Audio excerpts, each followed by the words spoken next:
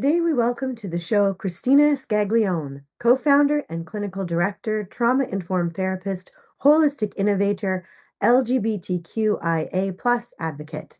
Kristina is a licensed clinical social worker and the innovative founder of Root and Rise Clinical Specialists and Limited Integrative Wellness, home of the Mind Spa, a groundbreaking collective redefining therapy and wellness.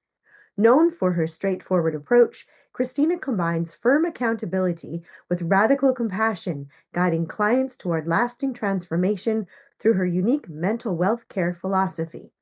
Mental wealth care redefines traditional self care by treating your mind as your most valuable asset, something to be intentionally nurtured, protected, and cultivated. It's about investing in your emotional and psychological well being with the same dedication as your financial health, fostering lasting balance, clarity, and fulfillment.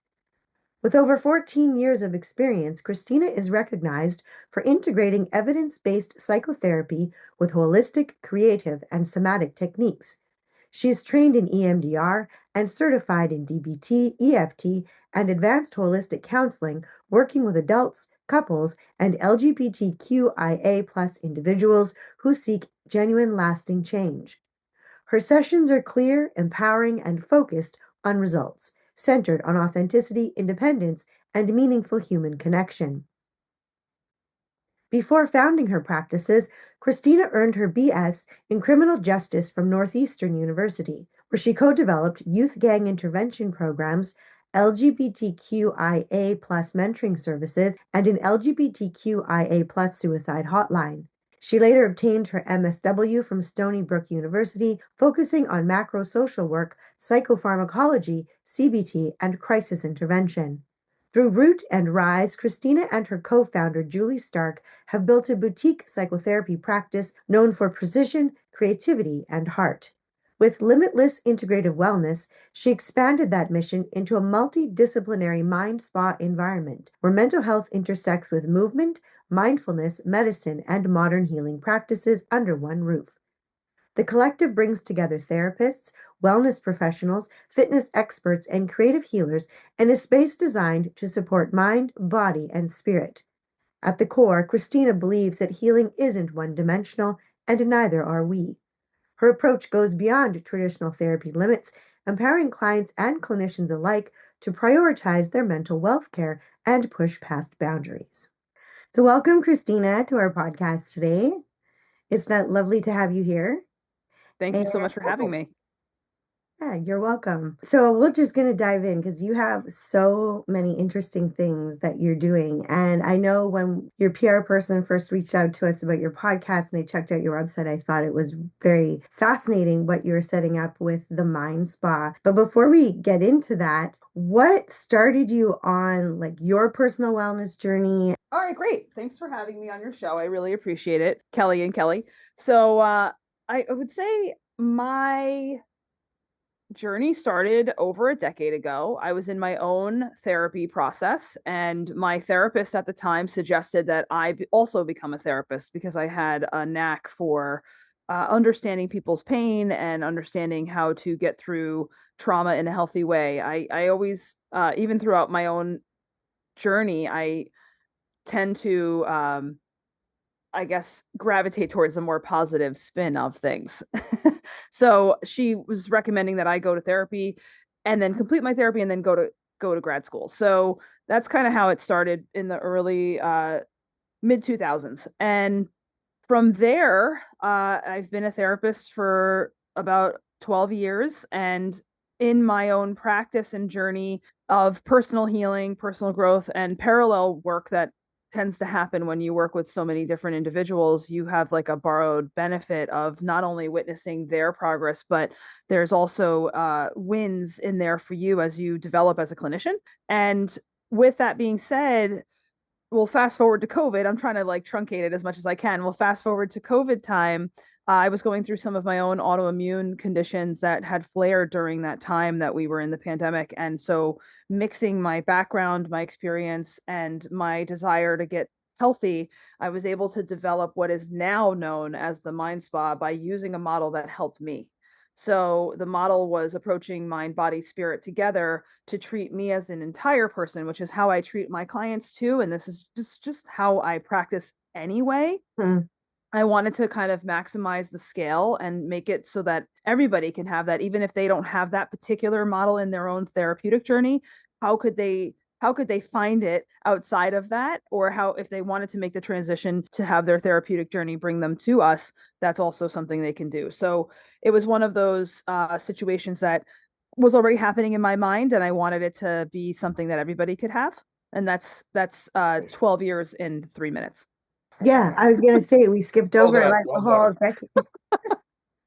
Yeah, there you go. So the mind spa, where I saw on one of your websites anyway. Oh, my voice is like, I don't know what's going on with my voice right now. You said that it was something that really, the approach that you take really helped you. Can you describe that approach a little bit more about Yeah. how you integrate like the whole body, the mind, the body, the spirit, and everything together?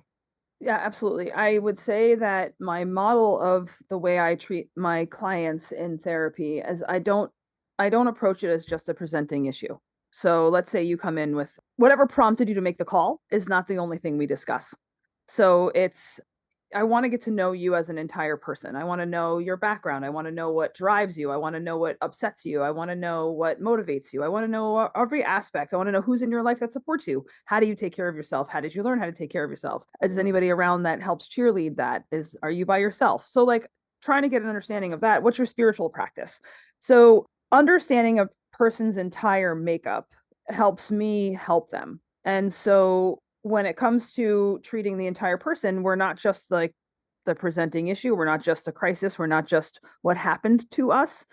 We are also how we move through that. So, in order to do that kind of work, you need to understand every aspect of someone's life, which might feel maybe non-traditional when it comes to therapy. I think most people hear therapy and they think they're sitting on a couch or a chair and they're looking at someone and they're lamenting about whatever happened, and they may or may not get advice on that. I'd say there's a lot of different approaches to therapy. Mine is a little bit more action oriented and goal driven, but not in a way that disembodies their work. So when we incorporate every aspect of what makes us human, you incorporate nutrition, you incorporate fitness, you incorporate sleep hygiene, you incorporate your spiritual practices, your nutrition. I don't know if I said that already, but you incorporate all these different aspects to help support whatever your overall goal is. And then I want you to think about that goal, and then I want you to amp it up a few more notches. And that's what the work is like. So I did that for myself while I was trying to go through a healing process during COVID.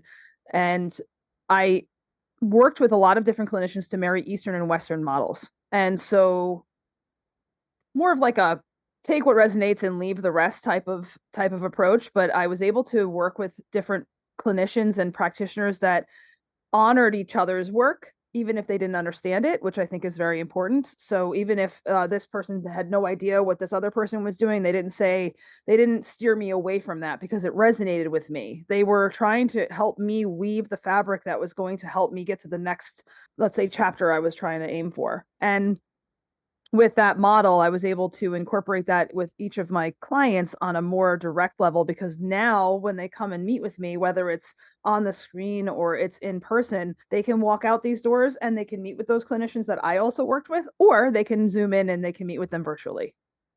Nice. Yeah, I thought that was really great how it wasn't just because I think there's a need for that right now where we want to it's great to connect with people that might not live where we do because they may have other pieces of a puzzle that we might need to have.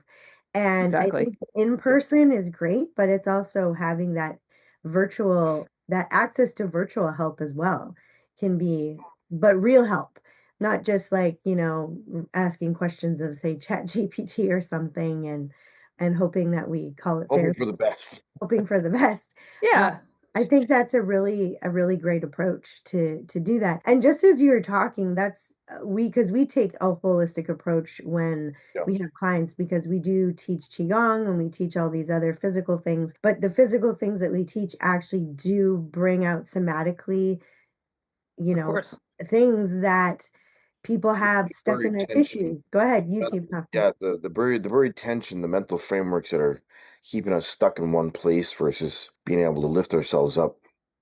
Somatic work is very important, especially in releasing trauma. I do a lot of energy work in my sessions as well. I do EFT tapping, EMDR, mindfulness techniques to help people release what they might be trapping in their meridians, which can cause illness, as we know. Mhm. So Yeah, there's exactly. also other clinicians here that will practice Reiki, massage therapy, hypnosis, RTM, which is reconsolidation of traumatic memories, like all these different things that we try to marry together to try to amplify your results as the client. So, yeah, I think somatic work is very important. Excellent. I think it's wonderful too, like you said, when people walk in and they say, "This is what I feel my issue is." Like a lot of times, like even when we're working with clients, that people are like, "Well, but this is what I want to fix." And it's like, "But that's just what's showing over Yeah, here." tip of the iceberg.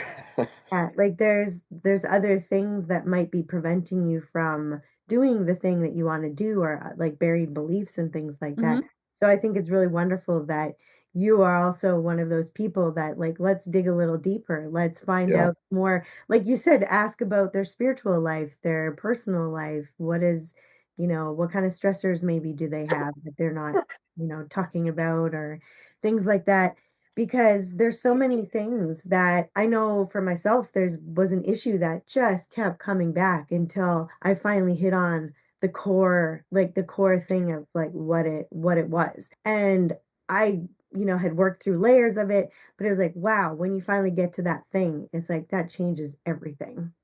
It definitely can. And I think what people are often surprised about is what comes up that isn't Mm. necessarily what they thought they were going to work on, right? So, Yeah. especially with Yeah. somatic work, they can be releasing what they think they're working on, and then something else comes up.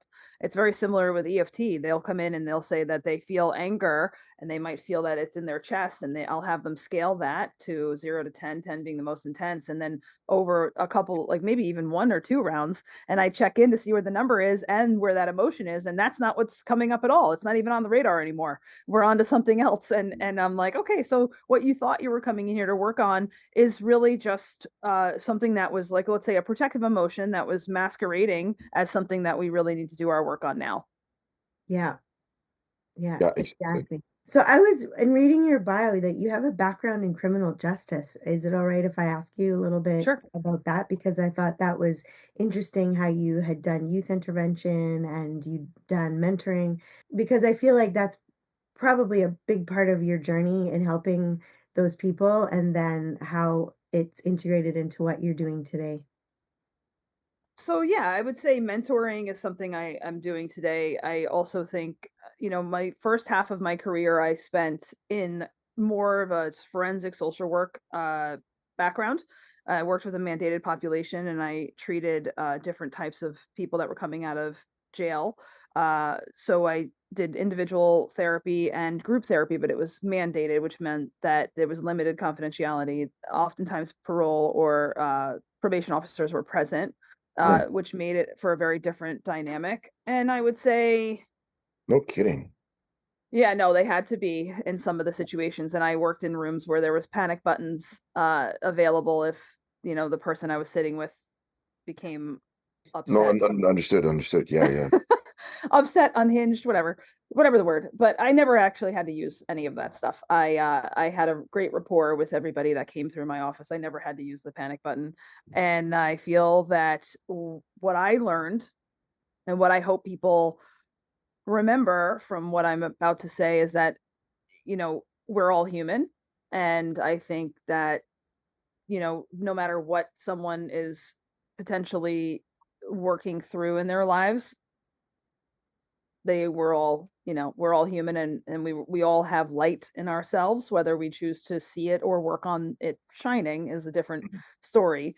But yeah, working with offenders and people that needed guidance to redirect their lives. It was rewarding, but it's also very limited what you can provide as far as scope of practice. And I would say after I did that for a number of years, I wanted to go into something where I had a little bit more creative freedom in helping someone be a functional member of society. But when I was in school, I was working with youth gangs and trying to redirect troubled youth. That's something I still really believe in today. And I really do try to, be involved in ways that I can in my community to try to help programs be more effective. And, I do consult with different schools in the area for LGBT youth, and being able to provide services for children that need an advocate in that sense, and parents that need guidance so that they are also feeling like they're able to provide their child with the right intervention if needed, or the right support. So that's still something I incorporate on a regular basis in my practice. Gotcha. Yeah, I spent 6 years working in a youth home, a level 5 youth home, most at risk. And it was very rewarding because, giving a young mind, a young heart, point of reference for real support, consistent, concrete support, the honest rapport. I mean, I was working with boys, so as soon as they found out that I did kung fu, they're all like, "Oh, you want to fight? Do you want to fight him?" Be like, "Well, that's not what it's for." And giving them a framework of understanding of the martial arts and or changing their concept of violence and why they would be drawn to a certain story of violence versus just their own story of them discovering what they want. I found to be exceptionally rewarding. So I hear you on the community work and working with youth. Where do you find your most work being taken? Like what kind of direction with your youth work do you find like the most common healing conversations or points of reference? Like is it like for me, I always found it was giving them a framework of understanding reality and their situation that they're in that isn't based in judgment, that isn't based in fear and anger. And I was just curious about your own youth work and where your conversation is generally sort of, if there is a pattern that you see happening. Just curious. I mean, I would say the pattern I see happening is that people are numbing out with technology, and they are getting misinformation that's harmful Mm-hmm. online. And I would say what I do is try to redirect their knowledge and redirect their ability to critically think. And I would also encourage screen limits, because the younger they are on the screens, the worse it is for them mental health wise by the time I see them. I don't work with very young children, but I have in the past. And I would say that the more exposed they are to technology without regulation, so without Yeah, yeah, yeah. oversight, is Mhm. problematic by the time they become teenagers and they're in full blown puberty. Is a problem. It's a problem for a lot of things. And I would say it's extremely dysregulating. It's dysregulating for adults too, but I think even more so for the younger mind. And the younger people are, I feel like the more spongy they are when it comes to energetic Mhm. interference. And it's worse for them than it is for us, because we have other ways and models of maturing. Our mature minds have different ways of coping and have ways of re-regulating, whereas children don't have that knowledge yet. So when Right. I treat youth, I will integrate the family into the process, because it's really important that their systems are aligned with promoting their wellness. And it can't just be with a child to try to redirect. The parents have to be informed as well. Yep. So I incorporate that. And I also want to just remind kids, if they're listening or if parents are listening, they're also just kids. They're just figuring it out. Yep. Their minds will change consistently and constantly. And that is normal. It's normal Hmm. for them to change their minds. Agreed. Agreed. Yeah, there's one of the things that I noticed too in my time in the youth home where technology played a pivotal factor in motivation, be it a phone, tablet, games, TV, you name it. It was always the pivotal point of leverage in almost every conversation. And, after a couple years, you get used to some of the conversations and the dialogue that you have to get them to understand that there are different things that they could do. And it's always rewarding when they begin to understand and you see that little light go off and they get interested in other things and set to validate their ego and to validate themselves and their own experience. So that's yeah.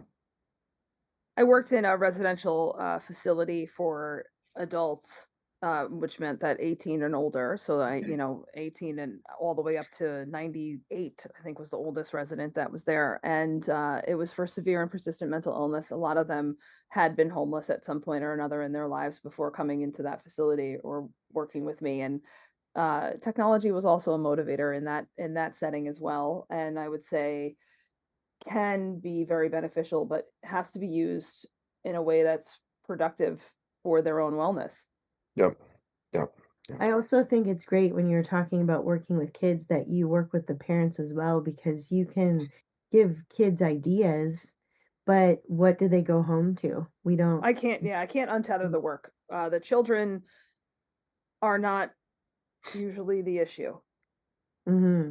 Fair. Yeah.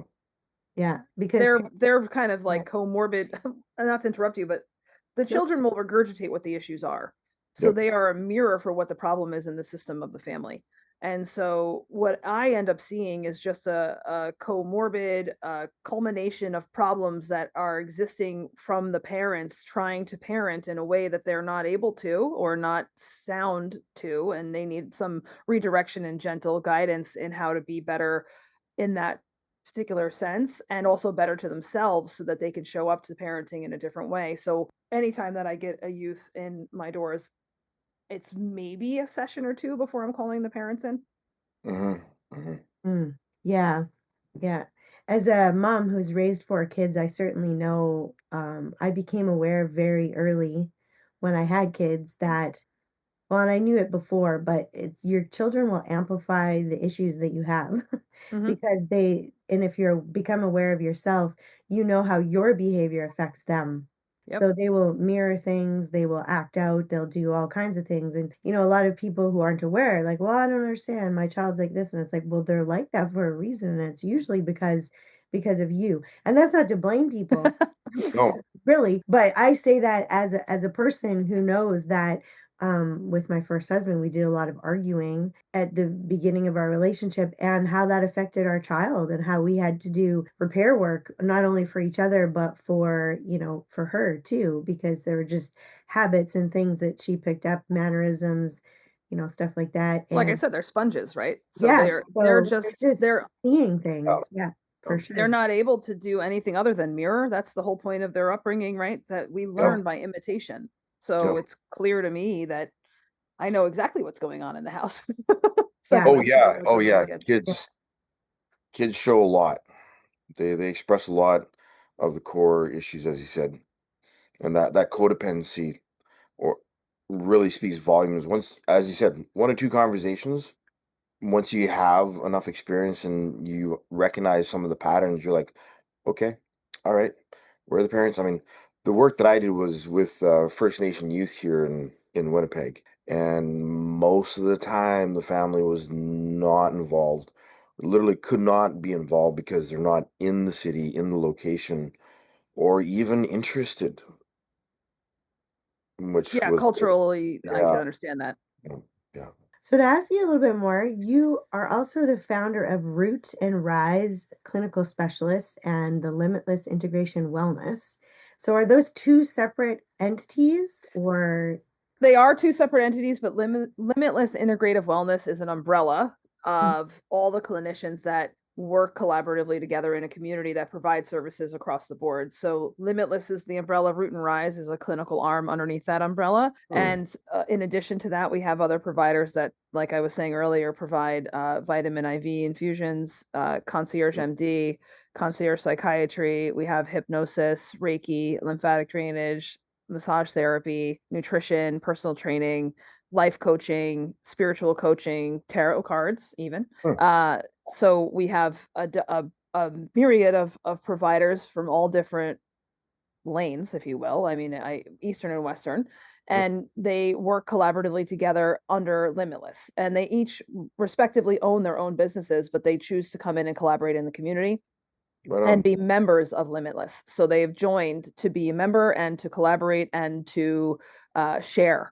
And Root and Rise is a separate entity. It's a clinical practice that is made of clinical specialists. So myself, I do the EMDR and the EFTM and LCSW, licensed clinical social worker. And then I have another licensed clinical social worker who's a co-founder with me, Julie Stark, and she does creative arts therapy combined with cognitive behavioral therapy. It's her own model. And then I have another person, Kristina Scheinberg, who's a licensed mental health counselor, and she provides only RTM, which is the reconsolidation of traumatic memories. And I have a couple of other clinicians that are being trained underneath us who have their license, but they don't have their clinical set yet. So they're getting hours being trained, having supervision, and are trying to learn how to practice in a model that encompasses the whole person and not just a presenting issue. So we're trying to pass on that knowledge with lesser experienced clinicians while we have, some of the OGs at the top trying to, pave the way. Right on. Wow. That sounds like quite the organization. We try. Yeah. Did it take you a long time to like, was this always your dream or did this become a dream at some point to like put all of this together? Well, I mean, having a network of people to refer to, I've had the entire time I've been a therapist. It's grown over the years, of course, because I've been able to establish longer relationships and have worked with them in different capacities over the last decade. However, I would say COVID really honed in on some of the skills that I really wanted to prioritize because what I noticed, at least where I was during the lockdown, it was hard to find clinicians that were able to provide a safe place while we were in a scary time. So I would say the people that made it with me through that are who were the core of Limitless's build out. So the founding members of the organization were people that I was able to work with and refer to consistently, and they were able to consistently hold a non-judgmental and safe space for the entire time during lockdown and then after. So fast forward to the way that I practice, I've always treated the whole person and I've always had a network of individuals to refer to, but now I don't have to go that far to have access to that because now we're all here in the same place. And so when I say that, I mean hybrid included. So I have people that don't live in New York that are also part of the membership practice, and they are, either in Canada or New Orleans or Florida or Connecticut, Massachusetts, anywhere, but they're available to Zoom in. They provide hybrid services for a reason. And sometimes when they visit, they come in. Well, Cool. So you're trying not only to build up a network where you live, but a network like are you That's trying all encompassing. Yeah, I would like to be an international brand. I would like it for it to grow to what's the word I'm looking for? I would like it to be a household name. And I would like you to say, oh, Limitless Integrative Wellness. I have one of those in my state, and I think there's lots of different providers globally that would like to have a community to participate in and don't have access to it or don't know how to find it. Mm. For whatever reason. It could be a rural area, but I think that there are plenty of wellness clinicians all over the world that could join forces and could provide services globally, and they just haven't or can't do it yet or need Limitless to come over to where they are. Yeah, because that's one thing like with Kelly and I, we're with some of our things are trying to make other connections in other places to offer like services and just get our not only our name out there but other people too that and we have a small group of people that we work with and trust, and I think that's such an important thing is what you're finding is the people that you can trust, the people that you can build with. I think that's so important. We're finding here in some of our communities they're not as healthy as they would like to be. They sort of present themselves as like, oh, we're doing this thing, but they're not actually doing the work. And it's I hear you. yeah. I hear you. So Yeah, that we've come across a couple of individuals like that too. Once I opened the space, the physical space, when I opened the physical space mm, that I'm in now, I did attract a lot of different people. And they, we do have a screening process, but for some of the newcomers that I wasn't personally, not that I wasn't aware of them, but I didn't work with them directly because I had other providers that I had worked with earlier and I already had that service covered. If they had other services that we didn't provide, for example, like let's say they had a retail store nearby that sold products and we're not retail facing. We're more service, right? So if I had someone who was selling wellness products and they came in, what I did learn in the earlier months was that not everybody operates with integrity and not everybody operates with honesty. And so luckily it wasn't a super big deal. They actually worked their way out of the brand pretty quickly because they weren't able to collaborate with other people because their energy spoke before they could. And so Mm. it didn't really, there was no drama. Everybody was just basically like, nope. And Right. and that person found their door. But we have, yeah, I would say that that's probably something that we will come across as we continue to grow, and that's why we've developed different types of screening modules that we try to use. But again, I think there's no better way of understanding the work that you're going to get unless you like sit with that person and really try to feel Yeah. that out. Yeah. You know, I feel like there's really no other way but to let the universe show you. Let the universe show you and Oh, let the absolutely. universe show them the door. So I would say, yeah, we're still working out those kinks, but for the most part, we've been pretty lucky. We have only had a couple of random fruit flies fly through and they've already left. Nice. Well, that's good. Good way Great. of describing it. Yeah. Yeah, you don't have to. That's what I'm finding these days, especially in the last few years, is that things that are not meant to stay, they're just, there's no long drawn out lesson to be learned. It's like you see it for what it is far Hmm. faster and then it's just gone and then Yeah. you keep going.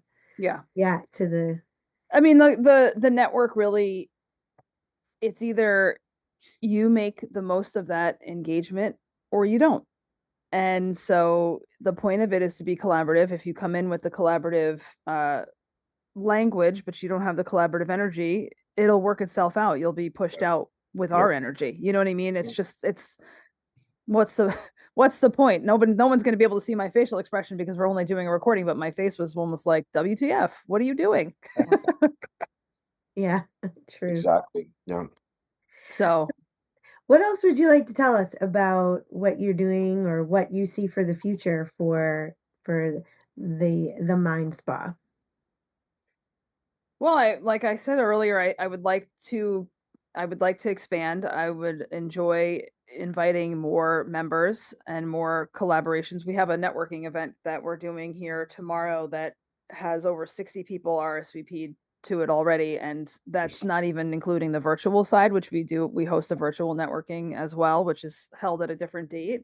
But we didn't expect that big of a turnout, and it probably doesn't sound big to some people, but it is kind of for us because we're not even a year old yet. Mhm. We'll be a year in December. So, and we invite businesses of all kinds to come in and learn about the Mind Spa and to, just I don't really turn anyone away. How do you know that, you might not need something or someone might not need a service that we provide, So the networking is not just for wellness providers, it's for any businesses that want to come in and learn about us. And I would say for the future, I'd like to have a model that I can duplicate in other states and just start branching out. Hmm. Because like I said before, I think it's great for community to be able to find each other. And I think it would be nice to cultivate that in different cities.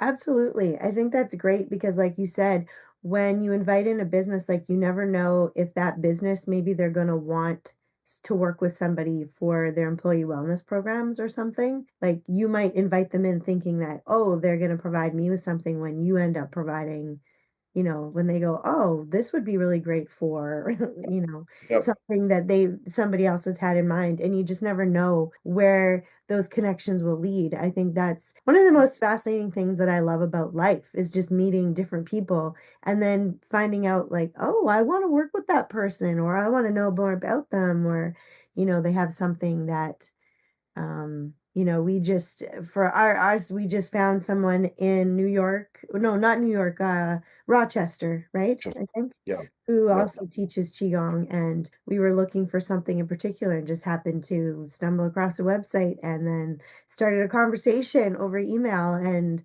it's a lovely person to work with. So you just never know where you Mhm. find somebody. Exactly, exactly. Yep. You don't know, which is why I'm on a lot of different shows to just talk about what we do so that people can find us and also check out our website because some of our providers might be near them. Like I said, I have providers that are international already that are part of our collective. I have people that are based all over different states. I have, some in New Orleans, some in Canada, some in Florida, some in Massachusetts. So you never know who you'll be able to work with and who you might find. And each person, I also want to keep in mind, has other referral networks that they're not necessarily members, but this is coming from a trusted source that they might know somebody that can help you, you know, help you on the second leg of your Mhm. trip, whatever that is going to be, right? So it could be that they know someone, or what's actually happened for something similar that you just described on some of the shows that I've been on. They've connected me with some people that were in their networks that now I'm also getting to know and could potentially refer to. So, I mean, I just think that's how community works, right? The word spreads. Yep. Yeah. Yeah, and Exactly. it's such a beautiful thing. It really is. So we're going to put up all of your socials and your website on the description for the podcast. So if anybody wants to check it out and connect with you, Absolutely. we're happy to be able to do that. And it's been wonderful to have you here today and telling us about what you do. And we just think it's great. Thank you guys. Thank you so Yeah, much. it's been awesome. Thank you so much. Yeah. So thank you for being here. Is there anything before we end that you want to leave us with today? You said a lot I already. would say, I guess to keep in mind that we are spirits having a human experience, and it's meant our our time here on this earth is meant to be spent learning and growing. So I think that's the best message I can leave off with. Perfect. Nice. That's exactly what we tell people as well. So Yep. awesome. All Thank you right, great. for being here with us today. Thank you guys so much. I Thank you. appreciate it.